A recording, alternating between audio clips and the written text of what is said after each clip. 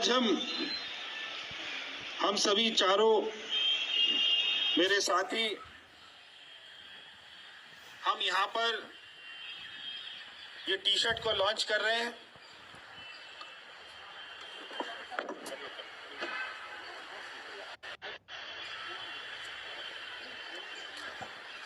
ये T shirt Modi का परिवार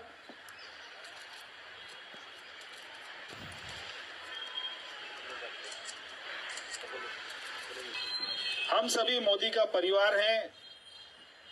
इस कैंपेन को हमने लॉन्च किया है। प्रधानमंत्री जी का जो आज प्रवेश जी ने इस आगाज किया है, प्रधानमंत्री जी के परिवार के रूप में हम उनका परिवार हैं।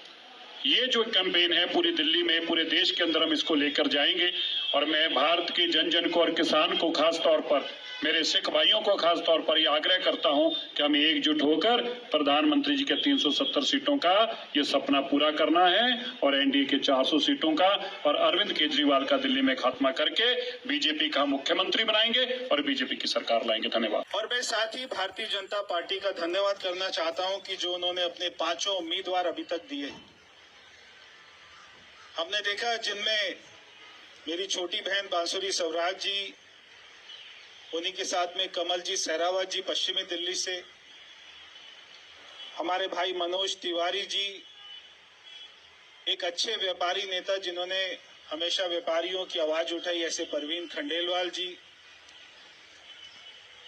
और जो काफी लंबे समय से राजनीतिक जीवन में है ऐसे रामवीर विधूड़ी जी।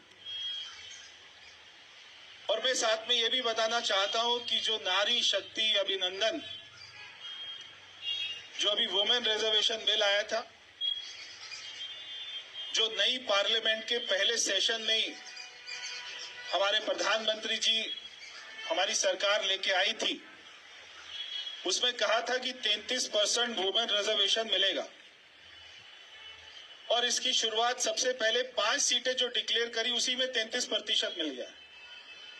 अभी तो 2 सीटें और अनाउंस होती हैं, मगर 5 सीटों में ही जो अभी हमने देखा कि जो सारी विपक्ष की पार्टियां हैं और जो दिल्ली में गठबंधन करके चुनाव लड़ रही हैं, जो अभी उन्होंने 4 सीटें अनाउंस करी, एक भी महिला नहीं।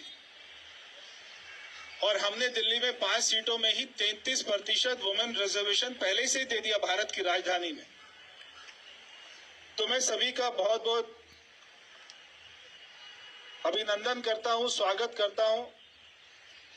और मैं समझता हूं कि दिल्ली के लोग भी तैयार बैठे हैं कि तीसरी बार वो सातों की सातों सीटें एक बार फिर से प्रधानमंत्री मोदी जी के नेतृत्व में भारतीय जनता पार्टी को देने वाले हैं और अच्छी बहुमत से देने वाले हैं। जैसे हमने देखा पिछली बार जो मार्जिन थे 5 लाख का, 6 लाख का, तो इससे भी ज्यादा मार्जिन से भारतीय जनता पार्टी के सारे उम्मीदवार जीतेंगे।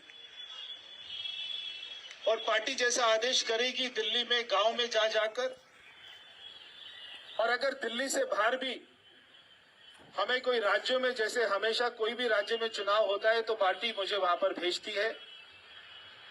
अभी मैं पीछे जोधपुर रहा और उसके साथ में मध्य प्रदेश रहा, फिर मैं कर्नाटक में मैंने काम किया।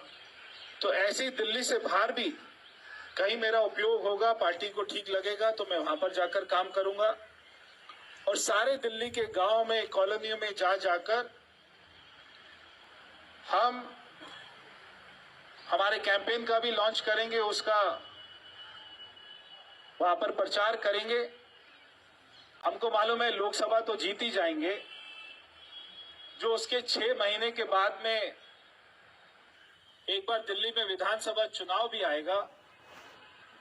और इस बार मेरे को पूरा विश्वास है कि दिल्ली में भारतीय जनता पार्टी का मुख्यमंत्री बनेगा, क्योंकि हमने देखा दिल्ली में एक ऐसी सरकार चल रही है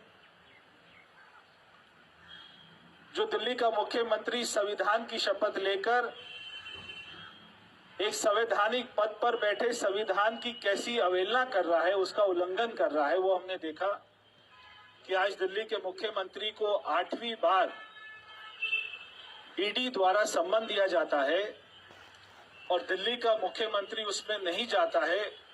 और हमने वो भाषण भी उनका सुना था जिसमें दिल्ली के मुख्यमंत्री केजरीवाल ने चिल्ला कर कहा था कि अगर ऐसा कभी होगा तो मैं जाऊंगा, और वो सबको जाना चाहिए। मगर आज वो नहीं जा रहे हैं क्योंकि उनको मालूम है कि शराब घोटाले में वो लिप्त थे, और आज तो आधी कैबिनेट ही तिहाड़ के अंदर है। चाहे उनका उप मुख्यमंत्री है, चाहे उनका शिक्षा मंत्री है, चाहे उनका सांसद है, कि तू चल मैं आया, ऐसा हो रहा है दिल्ली में। और आधी कैबिनेट दिल्ली के जाने के बाद दिल्ली की जनता को तब तक न्याय नहीं मिलेगा जब तक दिल्ली का मुख्यमंत्री भी जेल के अंदर में नहीं जाएगा, क्योंकि असली जो मास्टरमाइंड है दिल्ली की लिकर पॉलिसी का, वो दिल्ली का मुख्यमंत्री ही है। तो हम उस दिन का इंतजार करेंगे कि कब दिल्ली का मुख्यमंत्री जेल में जाए और दिल्ली की जनता को ऐसी खराब सरकार से मुक्ति मिले, और उसके 6 महीने के बाद में लोकसभा में हमारी सरकार बनने के 6 महीने के बाद में जो काम पिछले 20-25 साल से दिल्ली में रुके हुए हैं वो सारे काम होने चाहिए।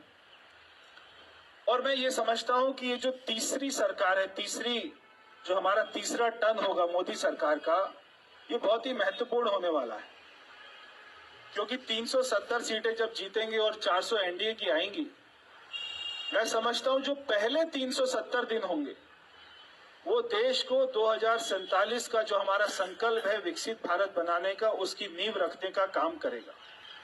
जो पहले 370 दिन में जो सारे महत्वपूर्ण फैसले होने वाले हैं, उसमें हमारा देश बहुत आगे बढ़ेगा। हमारी पार्टी में केवल हमारी पार्टी ऐसी है कि जहां पर एक जो छोटे से छोटा साधारण कार्यकर्ता भी, कोई भी आकर सांसद भी बन सकता है, मुख्यमंत्री भी बन सकता है। जैसे आपने देखा अभी राजस्थान में देखा कि मुख्यमंत्री भी बन सकता है, और एक जो है चाय बेचने वाला देश का प्रधानमंत्री भी बन सकता है। आपको ध्यान होगा, मेरे पिताजी ने हमेशा कभी भी किसी पद की लालसा नहीं करी। जो पार्टी उनको काम देती रही वो करते रहे, और वो मेरे को बताकर गए थे कि अपना काम ईमानदारी से करना और अपना काम पूरी मेहनत से करना। और आज हमारे सामने, जैसे मैंने कहा, एक ही लक्ष्य है। हमारे सामने लक्ष्य है कि देश में हमारी भारी बहुमत से सरकार बननी चाहिए, और उसके बाद में दिल्ली में भी बननी चाहिए।